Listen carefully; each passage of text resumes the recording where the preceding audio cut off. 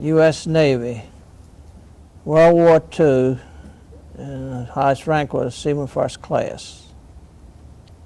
And the interviewers, read off the interviewers. I'm sorry. That's okay. Interviewers, Scotty Springston, Don Byers, Okay, and camera and sound. Marlene Waters. And I'm sorry, we'll add Barbara Dorr? Barbara Dorr. Barbara Dorr. Okay. Okay, let me start off here, get a little background from your early years, just briefly, where you were born and where you went to school, and what you were doing before the military service. I was born in Messick, Virginia, which is, at that time, what still is, York County. But then they did away with Messick and Jefferson all, and they called Pocosa now. And before I went into service, I was in school. And then during the summers, I fished gill nets with my dad.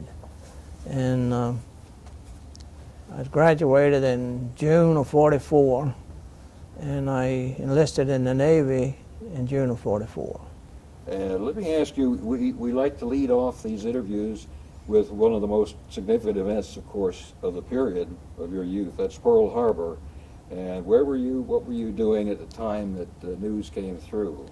I was home in the house getting my lessons. Your lessons? I was just still in school. See, that was '43. Oh, your homework? Yeah, homework, I'm sorry. Okay. Yeah, I was doing my homework. and you know, I remember distinctly, the next day, Monday, we went to school. And Mr. Thomas, Norris L. Thomas, was the principal. And the whole school, well, back then, Pocosa High School served all York County. And it was only 56 of us graduated. And now you can imagine how it's grown. And he called everybody to the auditorium. And we heard the president speak. And you know, it was a sad time, but you know, as a youth, you don't think nothing about it. But as a youth, all you want to do is get in. Mm-hmm. You know, I mean, I'd be in the bay with my dad in summertime fishing, and we'd see them ships leave, see the naval depot and all. And many times, man, I'd like to be on there, you know. But you know, a kid, you know, that's what you are, kids. Yeah. You know. So you wanted to get in. You were a little young at the time. Yeah, yeah. And eventually you did, however. Right. You graduated. What did you do then? I graduated in 6th of June of '44. I went to on Huntington Avenue, they had a naval recruiting station. And the guy said, "Do you have a birth certificate?" I said, "No." He said, "Don't worry about it, I'll get you one." Well, odd part about it is my birth's not recorded. So I had to come back home and get my mother and father signed for me. So then they put me on the train, sent me to Richmond, put me in the center there and put a rush tag around my neck and go to the head of the line to be examined. Then they sent me back to the hotel and kept me there 3 days, swearing me in. So they didn't rush too much. And where was this? Richmond. In Richmond. Richmond, Virginia. And the odd thing about it is there was a boy from Phoebus named Cullum. He and I were born the same day, the same age. We went through boot camp together and went all the way to New Guinea together. And I think there were some others from your school that signed up about the same time you did. Just about everybody that could did. How was your family's attitude towards your going into the service? Well, they didn't want me to go, but I wanted to go, and my parents would, you know, they were Christian people, and they loved the Lord, and they figured, you know, that the Lord would take care of me, which He did, you know. And where did you go first for training? Bainbridge, Maryland. And that was just basically boot camp? Boot camp. Boot camp. From there, did you get any specialized training of any kind? No. You were sent right out? No, I came home on leave. After boot camp, I came home, I think, 10 days. And at that time in Pocosa, it was about 8 people from Pocosa was up there with me. Now, I was in one barracks, and they were in another one. Because I enlisted, and they were drafted. So I had a lot of my neighbors just about up there with me. And we all came home, and then we went back. If y'all don't remember, but it used to be we called a ferry. ran from Norfolk to Old Point to Richmond and Baltimore. And we all went back to Baltimore on the steamer overnight. Then went back to Bainbridge. And from Bainbridge we stayed there and they marched us over there and gave you your sealed orders, which was everybody went to Shoemaker, California. Where was that? Shoemaker, California. Shoemaker, It was 5 nights and 4 days on a troop train. What were the accommodations like on that troop train? Well, as a young person, accommodation don't mean anything, 'cause you can stay up all night if you want, because it make no difference. Only thing we was interested, we were in the Navy. I mean, that was my thought. Hey, I'm in the Navy. I'm here to do something, Well, you're not scared of anything. I mean, what are you scared of, You know better than I do. I think you do. So you took the troop train to Shoemaker, California. Mm-hmm. And minimal accommodations. Well, that was a more or less a center where they set you before you went overseas. Then from Shoemaker, we stayed there probably a couple of days, and then maybe a couple of weeks, I don't know. Then we went to Treasure Island. The Treasure Island is right at the across from San Francisco, and that was an embarkation center, and they had. Well, back then, you carried your sea bag, you had your mattress with you. You had your mattress in your sea bag and folded up like this. So they marched you on this, we call them ferries, the steamers, So they marched everybody down on the steamer. And they marched us off. Well, the ship we were going on was broken down. So then we marched back on there several days later. Cause we got liberty out of there, which was unusual when you're going overseas. So then they marched us down to the docks in San Francisco. We got on the Azalea City, SS Azalea City. And we went to 19 days from San Francisco to Milne Bay, New Guinea. Where was that again? Milne, M-I-L-N-E, Milne Bay, New Guinea. And then they had in the island there, they had barracks and all, outdoor movies they could see, and that's where the outdoor movies started. And then they had this. You just laid around and did nothing until you had a working party or something. And USS Wright came by, and in the middle of the night, they marched us on and said, "You're going to the right." So. Okay. And from there, you went to, what was the bay again? Milne Bay, New Guinea. Okay. We went on up to the Admiralty, the Manus. We went dry dock. Okay. And that's something that you never forget. And why is that? Well, hey, I didn't never seen a dry dock before. I never spent a night away from home in my life till I went in the Navy. Maybe a couple of nights I go with my dad, aboard the boat, but I never spent a night anywhere. And sure, I got homesick. I mean, I'd cry if I got a chance. Nobody saw me. But it's just an experience. You don't see anything. All you see is a stick in the water. And first thing you know, you're in the dry dock. And then they pump it out, and you're high and dry. And they have scaffolding from the bow to the stern, and they put 4 guys on the scaffold, and you go from the top to the bottom. And this is a ship you went over in? Yeah. No. This was the Wright. This was the USS Wright. Oh, and that was your ship you were being assigned to? Yeah. And what kind of ship was the Wright? Well, it has a big history from early days. It was actually a balloon tender.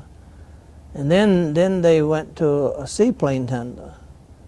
And then during the war, they were attending seaplanes, and all of them down New Guinea. Well, then when I got on it, they'd gone to Australia and picked up a flag, Commander Service Force, 7th Fleet, Admiral Glover. And they were the logistics for the invasion of the Philippines. That's what it was. Then the Wright, and then this was by January, February of '45. We wouldn't have anything to do with planes anymore, so they decided they would change the name to the USS San Clemente. And then they built another carrier and named it the Wright. So from then on, we were AG-79, which is auxiliary. So then from then until the time I left, it was called the USS San Clemente. But it had a great history behind it. It was the last ship to leave Wake Island before it fell. And there was a Commander Cunningham who was, they left at Wake Island one time, and the Japanese captured him and he survived. He died not long ago. So the Wright had a good history behind it, good ship. And what was your job on the ship? Well, being in the deck division, you did everything. And what they did, they would assign you, say, 3 months job. And if you say you and I were in, and you wanted to clean up and paint and scrape and different things, if you wanted to do what you wanted to do, and I want to do what I want to do, and then say, well, you're going to take his job, I said, no, you could do it, you could swap with somebody. But we manned all the boats. We kept the boats, coxswain and running the boats and all, and cleaned the ship, and it had side cleaning detail, which you go over the side, and it's just that you helmsman, and you had different stations at different times. You would have different jobs. So you occasionally were helmsman. Yeah, I tried it, but I wasn't too good at it. Yeah, I didn't like it for one thing, but it was good because you could go for half an hour. It was 4 of you.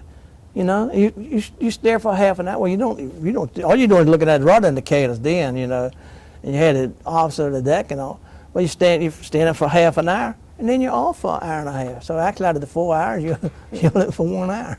Let me ask you, how accurate could you actually keep that? Not too good. I was yelled at a couple of times because I wasn't used to nothing like that. Working a boat, you just got to tell it, it goes where you want to go. You mean the boats back here in the coast? Yeah. Okay. It's bad when you don't want to do something anyway, especially that. And did you probably didn't get into too much in the way of combat in that particular mission? No. Okay. And where was the next stop that the Wright made? We went to Hollandia, New Guinea. Just laid around in there. And then we went to the Philippines, I think, along about February. Went down to Lingayen Gulf down in there. And then from there, some Samar and all in there, we went up in there. And we went from there up to Subic in Manila. And for the next, this was then up until I left the ship in December, and that's all we did, travel back and forth up and down the Philippines. And what year was this? 45. I left the ship. At the end of the war, what they were doing, if you'd been out overseas a certain period of time, they would swap crews. So the executioner and I were very good friends because when I left the Wright, I was a boatswain mate. Had a boatswain mate watch once every 8th day. That's what we were doing. So the executioner told me, he says, Firman, you're going home on a Gold Star. I said, I am. He said, yeah, well, the Gold Star was older than the Wright. And he said, you could have gone up New Orleans on LST, but a division officer didn't want you to go. I said, okay. So I remember I was eating, and the war was over, and of course I wanted to get home because I was only in until I could get out. And I didn't want to make it a career. So times I hit the deck up top, the division officer said, Firman. I said, yes, sir. He says, you want to go home? I said, heck yes. I didn't say heck. He said, go pack your bags. I think about 4 or 5 of us just went on to the old Gold Star. So we left the Gold Star. We were supposed to have left, but right in January, early part of January, they had a typhoon out there, and they wouldn't let us leave because they said we couldn't do 8 knots. Well, the old Gold Star had laid up in Manila Bay for about 6 or 8 months. I mean, it hadn't moved. So we left sometime in January, and we were 52 days from Manila Bay to Seattle, Washington. We stopped 4 days at Guam, 4 days at Pearl Harbor. And then back then the carriers was running in 32, 33 days. We were dead in the water sometimes. And what kind of a vessel, how big was this actually, the Gold Star? Gold Star, I imagine she was probably 7,000, 8,000 tons. It was an old round stern ship, and every time the stern would go up, the wheel would vibrate. So I was just coming home. Okay, how long, tons I don't understand too well, roughly how long was the ship? Probably 400 feet, between 300 and 400 feet. About your trip from the West Coast to New Guinea. Did you come in a convoy or were you escorted? No, we were single. You were a single ship? Wasn't there a submarine threat? Well, yeah, back then it was. We were 19 days from San Francisco to Milne Bay, New Guinea.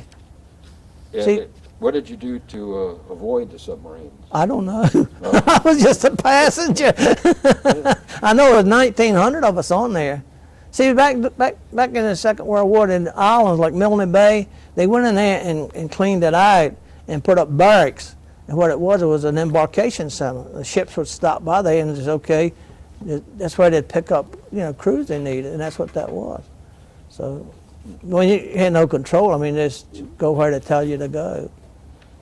Where were you and what were you doing when you got the news that the war was over? We were in Manila Bay. And you were on board? Oh, yeah. Okay. And what was your reaction to that? And of course, everybody's reaction. I don't remember. I was glad the war was over, because like I said, I wanted to get home. I mean, I had my girlfriend, which is now my wife, and I had to get back. I hadn't seen her for a while. See, the thing about it is that I was in for 2 years. Well, out of that 2 years, I had 19 months at sea. I mean, when I left home, you didn't come back in 30 days or 60 days. I mean, when I left home in August of '44. I didn't get back home until May of '46. So. A lot of time. Well, I asked for it. Yeah. Let me ask you, did you know much about the atomic bomb, which of course ended the war at that time? Probably, what did it mean to you? Not a thing in the world. I really didn't care, to tell you the truth. I mean, that's not nice, but No, that's right. That's the way it is. I mean, you're 18 years old, 19 years old. And when was that you left the right? In January of '46. 46, okay. And where were you processed at? Where did you go? We went to Seattle. Okay. From Manila Bay, we were 52 days. We stopped at Guam 4 days and Pearl Harbor 4 days, and then we proceeded to Seattle where we decommissioned the ship. And the right was going to Shanghai, and when I got offered, and I had already been inoculated and everything to go to Shanghai, but after I got offered, it proceeded on to Shanghai, and then the right eventually came to New York and was decommissioned, was scrapped. I was looking at that. Yeah. And the Gold Star, I'm sure, was scrapped too, because we decommissioned it ourselves. And in Seattle, I came home for 30 days, and then I was discharged over in Norfolk. I think it's Camp Shelton, what they call it then. What was that camp? What? Shelton. Let me ask you, during your period on board the Wright, weather, storms, any significant, do you remember any storms particularly? Just some foul weather was all. No, we wasn't. Never any real danger to the ship? No. Yeah. No. And I always like to ask too, looking back on it, how do you feel about, how did this change your life being in the service like that? I'm proud. I mean, I'm not a glory hound, but I was proud that I was able to serve, and I thank the good Lord that I came back all in one piece, and I have too much to be thankful for and to be blessed and not to, because a lot of things could have happened that didn't happen, so I feel like the Lord had His hand upon me, and I owe that to my mother and father who were good Christian people, because prayer can do a lot. Any one day or event stick out in your mind, or was it a rather level experience? Well, funny thing happened. We was in Milne Bay, New Guinea, to receive, the station there, and they had back through the island. They had a PA system, so I heard it. They wanted the working party at the dispensary. So the master of arms came back and said, "Firman, yep, go to the dispensary." I said, "Okay." And me and another guy went to the dispensary. So went to the dispensary, and the pharmacy mate said, "Well, y'all want? We're here for a working party." Well, back then they had the outdoor movies, and everybody. So he said, "Okay." So he told me, "You come back tonight after the movie." I said, "Okay." So I went back and went in. The guy said, "What you want? Another phone?" I said, "A working party." So he carried me to the dental office and set me down in the chair, and the dentist came in and filled a tooth. I've often wondered what he wanted me for. I mean, it's kind of a working party, but I don't like people messing with my teeth. Do you think you really needed the filling? I don't know. He needed a fellow. He just wanted some experience. Did you take advantage of the GI Bill or anything No, like that after the war? no, I didn't. I got married a year after that, and I worked for the railroad a while, and then I went to NASA in '51, I think, and I retired from NASA in '84. Wow. What kind of work did you do at NASA? Wind tunnel. Wind tunnel, NASA, NACA. Yeah, it was when I went there. It was NACA, and then they changed the name to NASA. Was it one particular tunnel? Well, I worked at several tunnels while there, but mainly for the last 25 years, I was at 1251, which is a unitary tunnel. It was a supersonic tunnel. How big was that? Well, it really started out. It was supposed to have 3 test sections. See, one, it was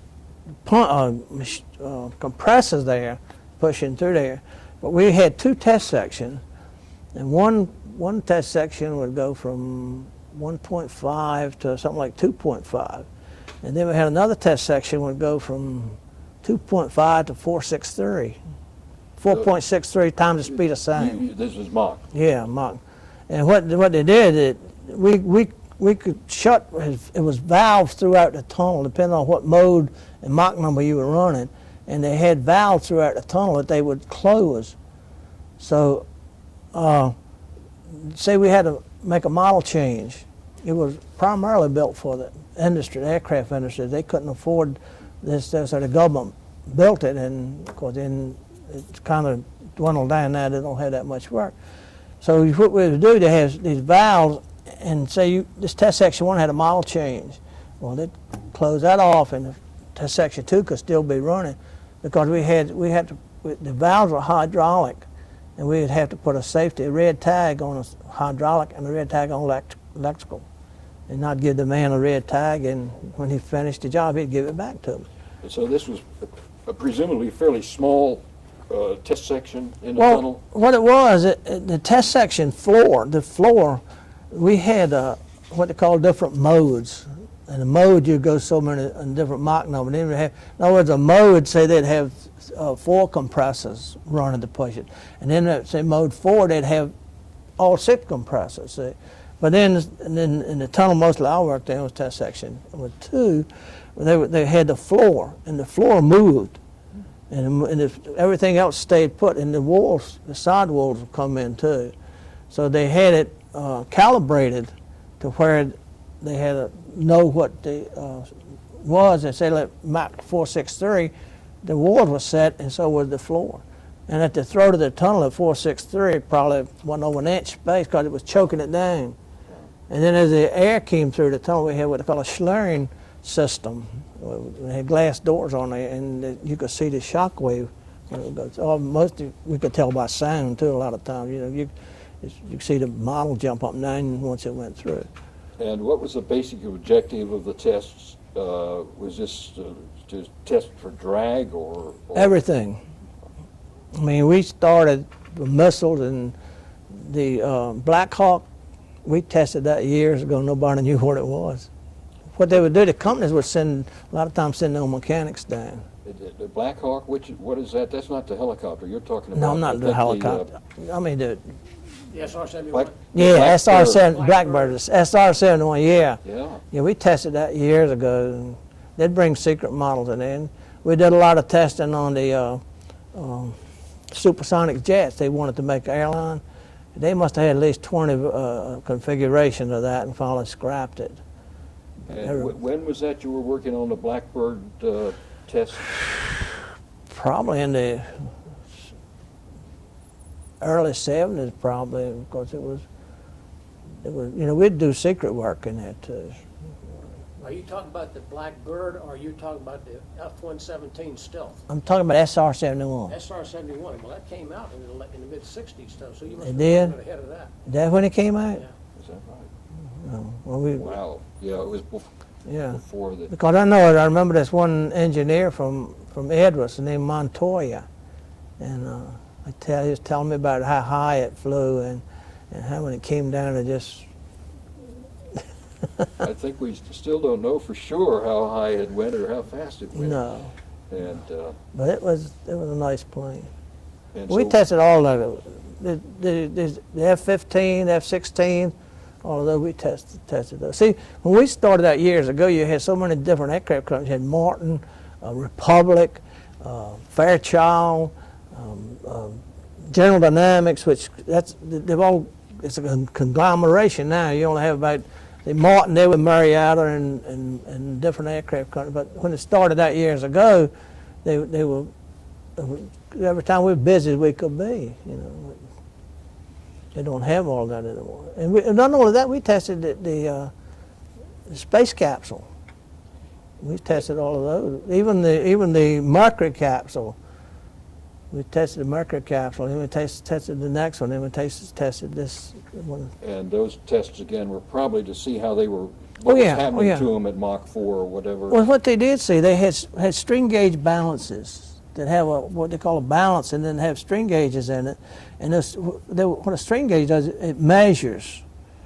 And then they had this hooked up to an instrument, and like you'd go in and change the flaps on a wing. See what I'm saying? Or the tail or something, and then they would measure the force, which way it went. Sometimes they'd take one off and run one or something. So, and then they'd measure all of that. And actually, when a plane flew, they knew what it was going to do. They did so much test. They did thousands upon thousands of hours on the F-16 when they tested that. And these were models, right? Yeah. And how big were the models? Well, we had our test section was 4 feet. So we were limited. We couldn't put a big model in there, but you know, some was smaller. It depended on. And then not only what was that last one? Chuck Yeager flew. The X-1? Yeah, we tested that. X-15. We did all of that. Uh-huh. Yeah. X-15 were really the first space travelers in a way. You worked on a F-4. I imagine. I'm sure we did, yeah. Yeah. Because that was the Vietnam War, that was one of the most effective aircraft. I forget, it was another one that General Dynamics came out with. It was a nice, pretty plane, but it didn't last long. I don't know, they didn't pursue it any further. I don't know why. They didn't build it, or they did? They built several of them, but they Didn't go into service. Yeah. See, the thing about it is, Dr. Whitcomb, I know you've heard of him, 8-foot tunnel. Well, I don't know which plane it was, but one of those planes was a subsonic plane. And he came out and designed what they call an area rule, Marilyn Monroe configuration, what they call it. And he made it, he turned it into, when they concave, they made a supersonic plane out of it. Yeah, So. yeah. It became the F-106. Was that what it was? Eventually, I know it was one or the other. 102 started, and then Yeah, he put yeah, it, and then yeah. they upgraded and made it to 106. It was a nice place to work. I mean, I really appreciated nice people, and you know, Yeah. so got a lot of friends. And I'm sure. A lot of people talk about the changes that took place between NACA and NASA, and that it suddenly became a little different place. Did you notice anything to that? no, when I went over there, it was a brand new tunnel. We started it up. I went over there, and when we started that, we were running 2 shifts. Well, most of my time over there, I would work 2 shifts, night shift and day shift. We'd alternate. And at the beginning, when we started, it was back in about 54, 55. We had 30 technicians. And when I retired in 84, I think it was about 12 or 13 of us. That's how we had dwindled down. There was just cut, cut, cut. And I think, you know, it's kind of disheartening when you want to do something and you can't do something and you don't have the manpower to do it. And I'm from the old school. I like to get it done, and I don't have time to sit around. And a lot of people you get today, they don't want to do any work. They want to get paid, and that's it. And I couldn't take that. So, When did you retire? in 1984, 84. I had my service time, and I had 35 years, so I decided I'd come on out.